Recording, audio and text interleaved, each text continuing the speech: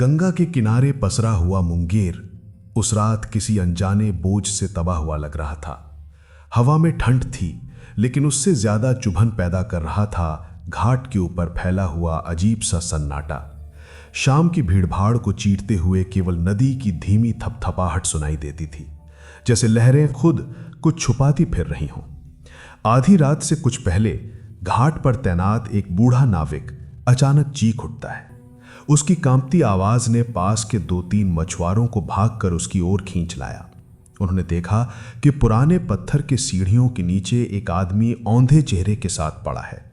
पीठ से खून बहकर पानी में घुल रहा है और लहरें रक्त की महीन लकीरों को अपने साथ बहा ले जा रही हैं। आदमी के कपड़ों से साफ पता चल रहा था कि वो कोई साधारण मजदूर नहीं। थोड़ी देर में स्थानीय लोग पहचान लेते हैं वो हरि प्रसाद था, शहर का एक शांत सीधे साधे व्यापारी के रूप में जाना जाने वाला व्यक्ति। मामला देखते ही पुलिस परेशान हो उठी। मुंगेर में हत्याएं होती थीं, पर इस तरह का चुपके से किया गया हत्यानुमा खेल उनके लिए नया नहीं तो कम भी नहीं था। लेकिन इस मौत में कुछ अलग था।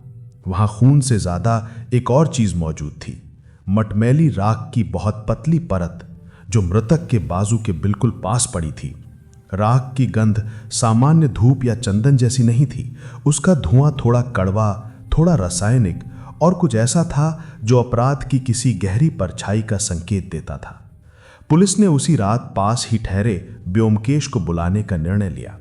ब्योमकेश को देखने की पहली झलक की बताती थी कि वो बाकी किसी भी सामान्य जासूस जैसा नहीं था। उसकी नजरें उस रात घाट पर ऐसे घूम रही थीं जैसे वो दृश्य के भीतर छिपी धड़कनों को सुन सकता हो। छोटे छोटे विवरणों को वो ऐसे पकड़ लेता था जैसे वो खुद सामने आकर उससे बयान देने को तैयार हो। राख को उसने उंगलियों से छुआ और हल्का सा नजदीक ले जाकर सूंघा। उसकी भौहें तन गईं। स्पष्ट था कि वो इस सामग्री को पहचान रहा है, या कम से कम ये समझ रहा था कि ये सामान्य पूजा पाठ वाली राख नहीं। उसने घाट की स्लैब पर पड़े महीन निशानों को नोट किया, जिनमें से कुछ घंटों पहले किसी भारी वस्तु को घसीटने का संकेत दे रहे थे। जब वो इन खुरदुरे निशानों के पीछे चलने लगा तो अंधेरे से एक अजीब आवाज आई, जैसे कोई भारी सांस थामे खड़ा हो। अगले ही क्षण एक विचित्र सा आदमी सामने आया। उसकी घनी दाढ़ी, उलझे बाल और हाथ में पीतल की धूपदानी ने सबसे पहले ध्यान खींचा। उसके चेहरे पर असामान्य शांति थी, लेकिन आंखों में अंधेरे का एक हल्का सा कंपन था। वो धीरे से बोला, "ये घाट साफ नहीं है साहब, यहां रात में कुछ चलता है।" आवाज मानो किसी पुराने कुएं से आती गूंज जैसी थी। पुलिस उसे बरोदा के नाम से पहचानती थी, शहर का आधा सनकी आधा रहस्यमय आदमी। लोग उसके बारे में कहते थे कि रात को वो अकेले गलियों में घूमता है और हवाओं में कुछ सूंघने की कोशिश करता रहता है। कुछ उसे पागल समझते थे, कुछ उसे किसी दैवी शक्ति का वाहक। ब्योमकेश को उसकी बातों से ज्यादा उसकी धूपदानी में भरी राख ने आकर्षित किया। वो राख बिल्कुल वैसी ही थी जैसी मृतक के पास मिली थी। रहस्य की पहली डोर वहीं से खींच गई। उसने बरोदा से पूछा कि वो रात में यहां क्या कर रहा था। बरोदा ने गर्दन झुका ली और बोला कि घाट पर मरे हुए आत्माओं को शांत करने आया था। उसके शब्द अंधविश्वास से भरे थे, लेकिन उसके स्वर में कुछ दबा हुआ तनाव था, जैसे वो जानता हो कि उसके हर वाक्य को कोई छिपा अर्थ खा रहा हो। इसके बाद जांच एक नए मोड़ पर गई जब बरोदा ने संकेत दिया कि पास की पुरानी हवेली भी पिछले कुछ महीनों से अजीब गतिविधियों का केंद्र बनी हुई है। हवेली नगर के बीचों बीच एक ऊंचे टीले पर स्थित थी। उसके चारों तरफ फैले पेड़ हमेशा अंधेरे में डूबे रहते थे। शहर में उसके बारे में दंत कथाएं थी। कहा जाता था कि रात में वहां भारी कदमों की आवाजें आती हैं। कभी कभी कोई परछाई खिड़कियों के पीछे रेंगती दिखती है। जैसे ही ब्योमकेश हवेली की ओर कदम बढ़ाए, हवा का तापमान खुद कुछ डिग्री नीचे उतर गया। वो स्थान किसी भूले हुए युग के साए में डूबा हुआ था। हवेली के भीतर घुसते ही लगा कि जैसे समय रुक गया हो। दीवारों पर जाले झूल रहे थे, खिड़कियों पर मोटी धूल की परत जमी थी और गलियारों में फफूंदी की गंध फैली हुई थी। अचानक एक लकड़ी की बल्ली पर उसके हाथ लगा। वो दबाते ही हल्के से अंदर धंस गई और दूर किसी कोने से धीमी सी टक की आवाज आई। कुछ देर की खोजबीन के बाद एक संकरे ताखे में छिपा पुराना नक्शा मिला।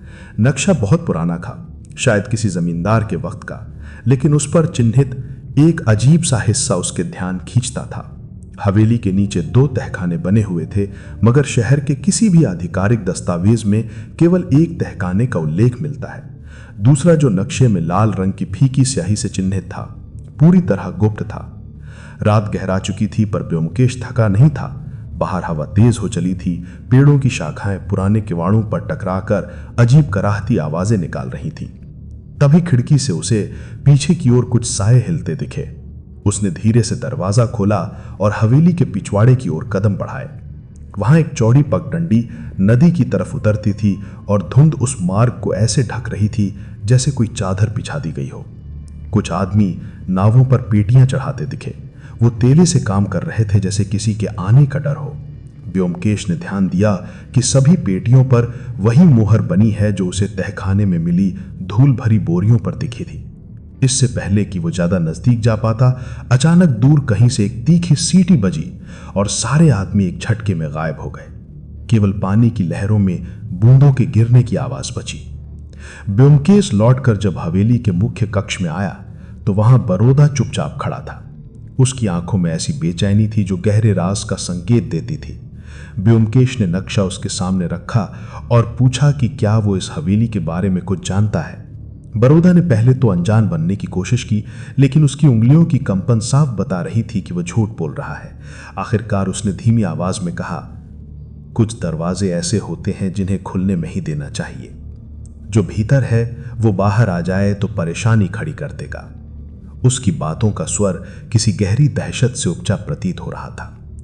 इसी बेचैनी में ब्योमकेश तहखाने की तलाश में आगे बढ़ा। वो हवा में जली हुई धूप की हल्की गंध महसूस कर रहा था, जैसा कि हत्या स्थल पर थी। सीढ़ियां नीचे तक जाती थीं और हर कदम पर लगता था कि अंधेरा उसे निगलने को तैयार है।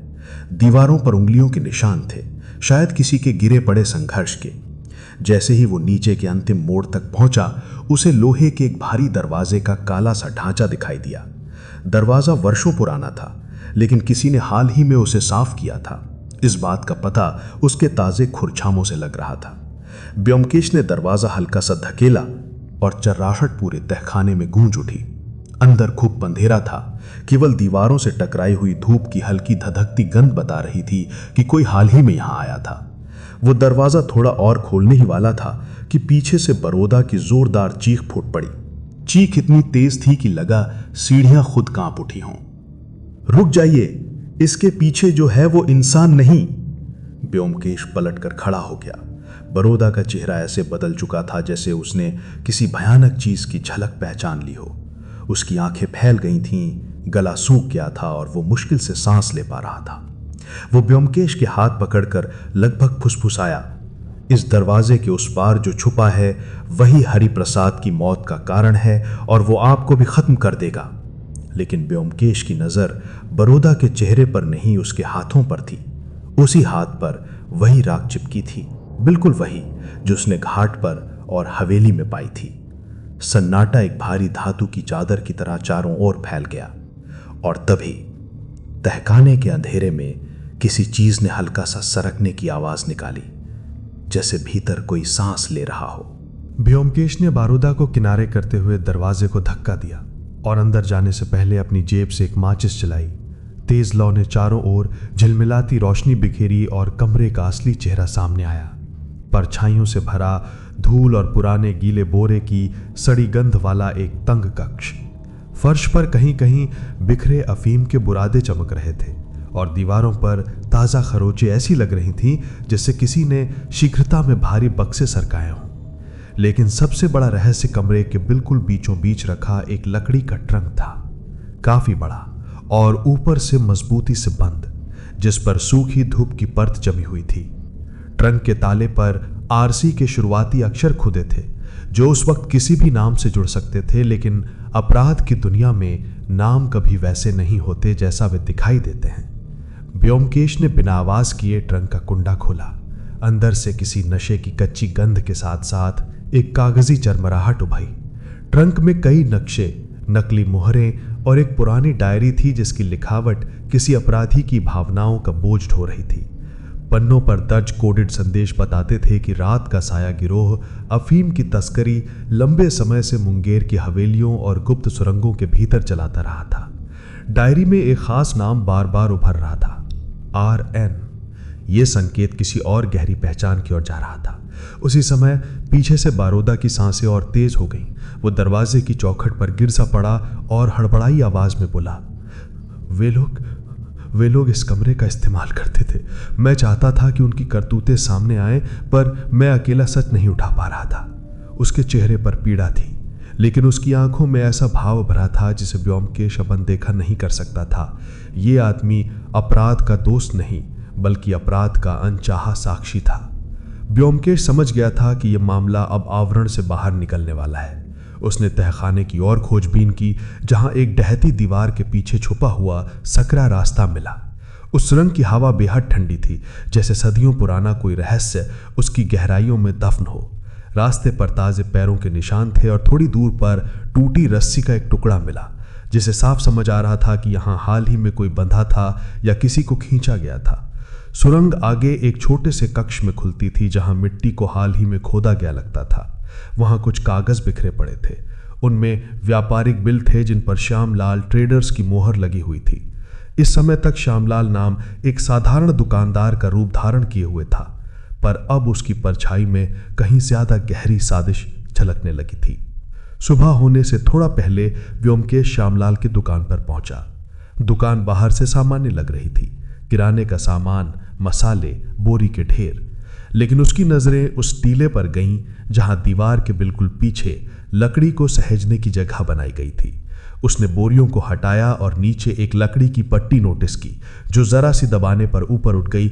नीचे सीढ़ियों का एक गुप्त मुहाना छिपा हुआ था, जो शायद वर्षों से उपयोग में था। सीढ़ियां उस सुरंग से जुड़ती थीं जहां वो पहले जा चुका था, अर्थात श्यामलाल हवेली और घाट के बीच के गुप्त नेटवर्क का महत्वपूर्ण पात्र था। तभी पीछे से किसी ने दुकानदार की तरह सामान्य आवाज में कहा, साहब कुछ तलाश कर रहे हैं? व्योमकेश पलटा। श्यामलाल को देखकर उसके चेहरे की सहजता खतरनाक लगी। उसकी मुस्कान में ऐसा खालीपन था जो केवल वही लोग रखते हैं जो अपराध को रोज की दिनचर्या की तरह जीते हैं। पूछताछ शुरू हुई। श्यामलाल ने पहले सब कुछ नकार दिया। ना वो गिरोह को जानता था, ना वो हवेली से जुड़ा था। लेकिन जब व्योमकेश ने उसके सामने तहखाने से मिली मोहर और उसके व्यापारिक बिलों के पन्ने रखे, जो 2 अलग अलग हस्ताक्षर के थे, तब उसके चेहरे पर झूठ की परतें पिघलने लगीं। उसने दबी आवाज में बताया कि वो सिर्फ सामान पहुंचाने का काम करता था। असल संचालन कोई लंबा आदमी करता था, जो हमेशा रात में आता और नाव से माल उतारता था। ये लंबा आदमी ही असल मास्टरमाइंड था। उसने नाम नहीं बताया, लेकिन गले के पास एक खास नीले निशान का जिक्र किया, जो कोई आसान संयोग नहीं था। शाम होते होते पुलिस और व्योमकेश उस नदी के उस किनारे पहुंच गए जहां रात की तस्करी होती थी।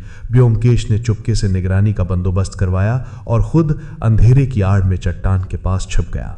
हवा में अफीम की हल्की कच्ची गंध तैर रही थी, जैसे कोई बड़ी खेप आने वाली हो। थोड़ी देर में नावों की हल्की आवाज सुनाई दी। 2 आदमी पेटियां उतार रहे थे और उनके बीच तीसरा आदमी निर्देश दे रहा था। जैसे ही वे करीब आए, व्योमकेश की नजर उसकी गर्दन पर पड़ी। वहां वही नीला निशान था जो श्यामलाल ने बताया था। उसका शरीर लंबा चौड़ा था और चेहरे पर नकाब जैसा भावहीनपन उसे बाकी तस्करों से अलग कर रहा था।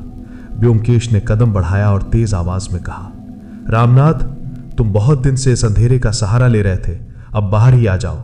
वो आदमी कुछ पल थमता है, फिर ठहाका मारकर कहता है, रामनाथ मैं नहीं, पर तुम मुझे उस नाम से बुलाना चाहते हो तो ठीक है। उसकी आवाज में स्वीकार्यता नहीं, छल था। उसकी आंखों में एक अजीब चमक उभरी और तभी आसपास के 4 आदमी अचानक बिखर गए। कुछ नाव की तरफ भागे, कुछ कूदकर अंधेरे में गायब हो गए। लेकिन व्योमकेश इस मौके के लिए तैयार था। पुलिस की सीटी गूंजी और थोड़े संघर्ष के बाद अधिकतर तस्कर धर दबोचे गए। केवल उस लंबे आदमी को पकड़ना बाकी था, जिसने मौका देखते ही नाव की ओर छलांग लगा दी। व्योमकेश उसके पीछे दौड़ा। लहरों की तेज आवाज और हवा के थपेड़े के बीच दोनों की दौड़ मृत्यु और न्याय के बीच की एक पतली रेखा बन चुकी थी। जल्द ही दोनों घाट के बिल्कुल किनारे पहुंच गए। वहां लकड़ी की एक फिसलन भरी पटरी थी, जिस पर पैर रखते ही संतुलन बिगड़ सकता था। दोनों के बीच हाथापाई शुरू हो गई। वो आदमी ताकतवर था, पर व्योमकेश की चालाकी अधिक दमदार। उसने उसकी कलाई पकड़कर नाव के सिरे से टकराया, लेकिन अगले ही पल आदमी फिसलकर पानी की गहरी धार में गिर पड़ा। कुछ ही क्षणों में वो अंधेरे में गुम हो गया। नाव उलट गई और लहरें धीरे धीरे शांत हो गईं। पुलिस ने उसकी तलाश की पर वो नहीं मिला। उसका गिरना जैसे इस रहस्य की अंतिम कड़ी को नदी में ही गुम कर गया। इसी अफरा तफरी में बारोदा धीमे कदमों से वहां आया। उसकी आंखों में न डर था न राहत, बस एक बोझ था जो शायद वर्षों से उसके भीतर जमा था। उसने आगे आकर कहा, वो आदमी जिसने आपकी पकड़ से निकलने की कोशिश की वही मेरी बहन का सौदागर था। उसकी वजह से मेरा परिवार टूट गया और मैं तब से इन लोगों की परछाइयों का पीछा कर रहा था। उसकी आवाज टूटी हुई थी पर ठोस। मैं जानता था कि अकेले ये जाल नहीं खोल पाऊंगा, इसलिए धूप का सहारा लिया ताकि उनके निशान छिपे भी रहें और आप तक धीरे धीरे पहुंचे भी। मैं अपराधी नहीं था साहिब, बस डरपोक था। उसके शब्दों में छिपी दरारें सच को चीर कर बाहर आ रही थीं। ब्योमकेश ने उसके कंधे पर हाथ रखा और धीरे से कहा, धूप ने तुम्हारे भय को छुपाया, पर सच्चाई कभी राख में नहीं जलती। मेहनत तुम्हारी थी, रास्ता मैंने बस दिखाया। शहर पर सुबह की रोशनी फैल रही थी। हवेली की टूटी खिड़कियों से हवा के साथ धुआं नहीं, सालों की पड़ी भारी अंधकार की थकान बाहर निकल रही थी। घाट की सीढ़ियों पर बचे हुए पैरों के निशान मिटने लगे, जैसे साया आखिरकार पीछे हट गया हो। मुंगेर की हवाओं ने एक लंबी रात के डर को धीरे धीरे बहा दिया और न्याय की ठंडी परंतु साफ सुगंध शहर पर उतर आई।